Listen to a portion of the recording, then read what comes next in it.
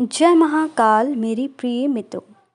श्री भगवत गीता तीसरे अध्याय के पाठ का महत्व। श्री नारायण बोले, हे लक्ष्मी, एक महामूर्ख व्यक्ति अकेला ही एक वन में रहता था।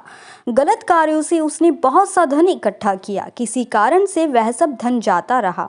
अब वह व्यक्ति बहुत चिंतित रहने लगा। किसी से पूछता कि ऐसा उपाय बताओ जिससे पृथ्वी में घड़ा धन मुझे मिले।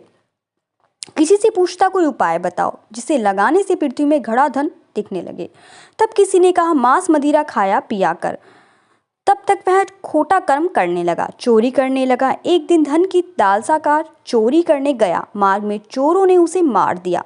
तदंतर उसने प्रेत की योनि पाई। उस प्रेत योनि में उसे बड़ा दुख हुआ। एक वट वृक्ष पर 7 दिन चिल्लाया करता कि ऐसा कैसा भी है जो मुझे इस अधम देह से छुड़ावे। कुछ समय बाद उसकी पत्नी जो गर्भवती थी, उसने एक पुत्र को जन्म दिया। जब उसका पुत्र बड़ा हुआ तो एक दिन अपनी माता से उसने पूछा, मेरा पिता क्या व्यापार करता था और उसका देहांत किस प्रकार हुआ। तब उसकी माता ने बताया कि हे बेटा, तेरे पिता के पास बहुत धन था, वह सब यूं ही जाता रहा। वह धन के चले जाने से बहुत चिंतित रहने लगा। एक दिन धन की लालसा से चोरी करने गए, लेकिन मार्ग में चोरों ने उन्हें मार डाला।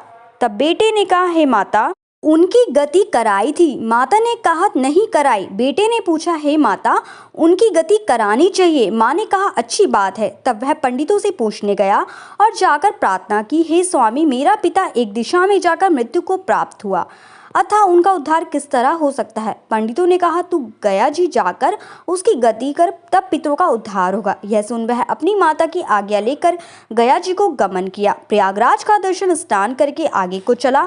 रास्ते में एक वृक्ष के नीचे बैठ गया। वह उसको बड़ा भय प्राप्त हुआ।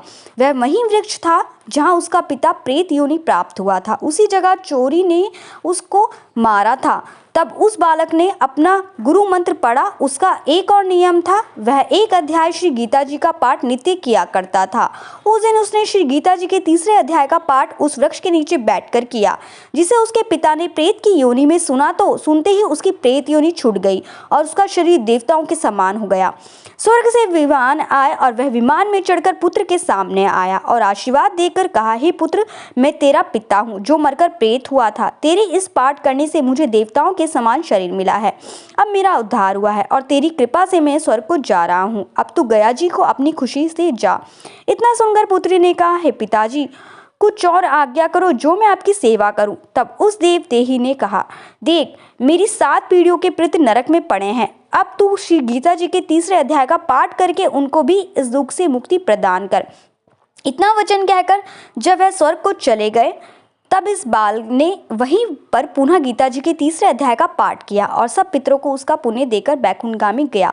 जो प्राणी श्री गीता जी का पाठ करता है या सुनता है, उसका फल कहाँ तक कहें, कहने में भी नहीं आ सकता। तब श्री भगवान जी बोले, हे लक्ष्मी, यह तीसरा अध्याय का जो फल मैंने तुमसे कहा वो तुमने सुना है।